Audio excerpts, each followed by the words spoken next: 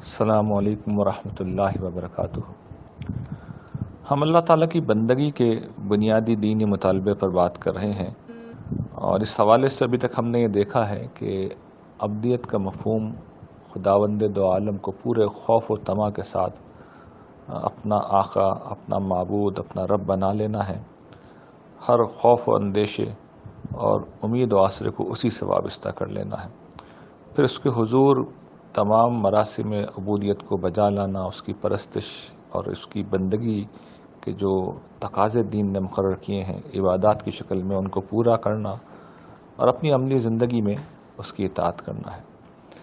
اور پھر میں نے یہ بھی عرض کیا تھا کہ اس راہ میں جو چیز سب سے بڑھ کر رکاوٹ ہوتی ہے وہ انسان کے تعصبات ہیں اور انسان کی خواہشات ہیں، لیکن جو شخص ان مراحل سے گزر جاتا ہے اور بندگی کے اس مقام پر پہنچ جاتا ہے جہاں پر وہ سارے تقاضے کما حق کو ادا کرنے لگتا ہے، حق کو اپنا سب سے بڑا مسئلہ بنا لیتا ہے، خدا کی مرضی کو اپنا سب سے بڑا مسئلہ بنا لیتا ہے، ایسا بندہ اپنی زندگی میں اپنے رب کا تجربہ کرنے لگتا ہے۔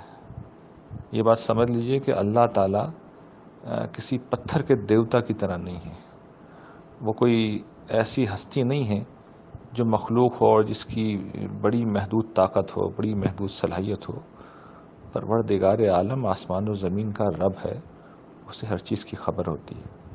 جب کوئی بندہ یا کوئی بندی اس درجے میں آگے بڑھ کر اس کے راستے پر قدم رکھتا ہے اور اس کی بندگی کو اختیار کرتا ہے، تو پھر وہ یہ بات جان لے کہ وہ رب العالمین کو ہر قدم پر اپنے ساتھ پائے گا۔ اور اگر میں ایک روایت، ایک حدیث کی تعبیر کو اختیار کروں تو وہ دیکھے گا کہ وہ خداوند دو عالم کی طرف چل کے جا رہا ہے اور وہ دوڑ کے آ رہے ہیں۔ یہ ایک قدم بڑھے گا، وہ 10 قدم بڑھیں گے، اور یہ پروردگار کو پکارے گا اور یہ ان کا جواب پائے گا، یہ دعا مانگے گا اور اس کی دعا قبول کی جائے گی۔ رب العالمین کا زندہ تجربہ وہ آدمی کر لیتا ہے، وہ مرد کر سکتا ہے، وہ عورت کر سکتا ہے، جو خداوند دو عالم کے سامنے انکنڈیشنل سرنڈر کرنا سیکھ لے۔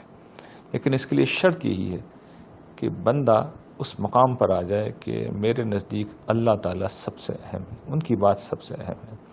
اچھا، اس کا مطلب یہ نہیں ہے کہ ایسے انسان سے گناہ نہیں ہوں گے، غلطیاں نہیں ہوں گی، کوتاہیاں نہیں ہوں گی۔ دیکھیے، انسان ہے، اس سے غلطیوں کا، لغزشوں کا، کوتاہیوں کا ظہور ہوتا ہے، ہوگا، یہ اس کی عین انسانیت ہے۔ ایسا مومن، ایسا بندہ لیکن غافل نہیں ہوتا، سرکش نہیں ہوتا۔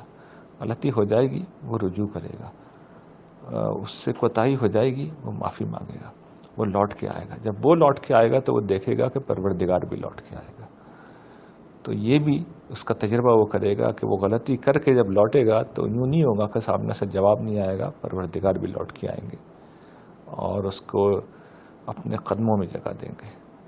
تو بندگی کا یہ راستہ خدا کی معرفت کا راستہ ہے، یہ خدا کے قرب کا راستہ ہے، اور میں عرض کروں گا یہ خدا کو تجربہ کر لینے کا راستہ ہے۔ تو اس راستے کو اختیار کیجئے، آپ تو مرنے سے پہلے خدا کا تجربہ کریں گے۔ وآخر دعوانا الحمدللہ رب العالمین۔